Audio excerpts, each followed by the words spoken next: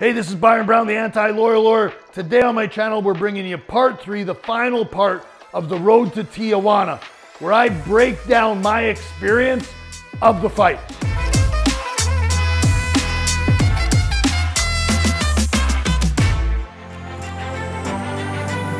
You know, and then they call your name and you're like, oh man, like you know you're about to get in a fist fight. And when you're normally in a fist fight, like on the street, or maybe when I fought in hockey, like it happens so fast. It's like, you know, before you know it, like you don't have much time to get nervous or to think about it. It's just like, boom, it's there. I mean, I literally had no experience walking into this. I'd been training for a little bit under a year, but I had no amateur fights, never even had my hands professionally wrapped, never even sparred in 10-ounce gloves, which is the gloves that we wore on fight night.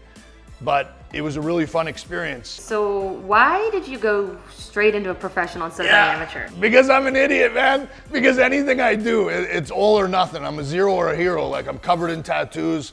I'm a 7-year, recovering alcoholic. Everything to me is extreme.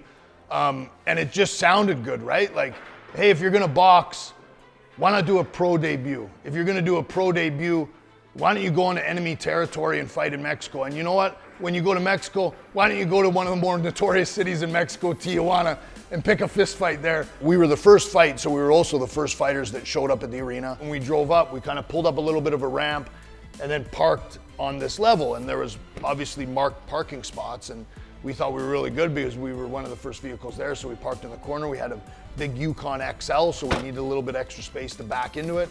So we thought we were good. At the end of the fight, it was funny. Everybody double, triple parked in there. So right after the fight, we wanted to boogie and we couldn't because we were trapped in there, which again, we learned just is kind of part of how Tijuana is, And then my opponent finally showed up, and it was interesting, right? Because at first he had a hat on, he had a mask on, he had a big puffy coat on, jeans, running shoes. So he looked a little tall and looked a little bigger. We were told he was 5'8" and no experience whatsoever. This kid had a ton of experience. I mean, he was whipping 5, 6, 7 punch combinations. I got in there at one point during the fight, man, and I'm in there and I whack him with a jab, and he like growled back at me, and I was like, oh shit, I'm in a fist fight. Like, this dude is down, right?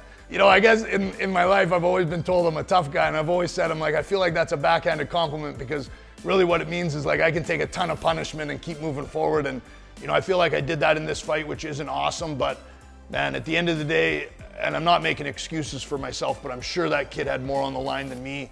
Like, he does this to support his family. I did it to chase a dream, to chase an experience, to have something to tell myself and reflect back on when I'm in that retirement home of no regrets. And that's the great thing about combat sports and boxing, Everybody can say whatever they want about it. Like, hey, it's violent, hey, it's barbaric, hey, it's this, hey, it's that. It's none of that. If you're in it, it's about the discipline, it's about the courage, it's about helping out your teammates, it's about finding yourself, it's about learning stuff about yourself, it's about getting into that fire and realizing that you're enough, that you have enough inside of you to compete. And I think everybody, you learn a lot about yourself, win, lose, or draw. I'm a better person for going through that experience. Again, the loss is bittersweet. I told my wife that I was never gonna do it again, and I said to her, I'm like, man, I just want to do it again. Like, being a competitive dude, it's tough to have that one fight and have it to be a loss, but I'm also 43 going on 44. I fought a 23-year-old kid 20 years younger than me. I don't know, man, maybe if I get faster, I get smarter, I get better at moving, I don't know. We'll see what the future holds, but again, if my wife asks, we're one and done. Thanks for tuning into the road to Tijuana. If you liked this video, please like, comment, subscribe to my YouTube channel, and share the video. Thank you.